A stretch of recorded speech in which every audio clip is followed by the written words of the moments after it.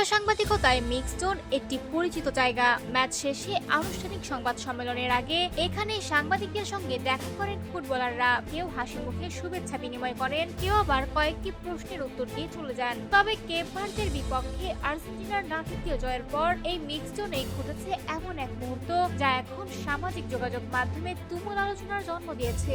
অতিরিক্ত সময় পর্যন্ত গড়ানো রোমাঞ্চকর লড়াইয়ে কেপ ভার্দেকে ৩-২ গোলে হারিয়ে শেষ ৮ নিশ্চিত করে আর্জেন্টিনা।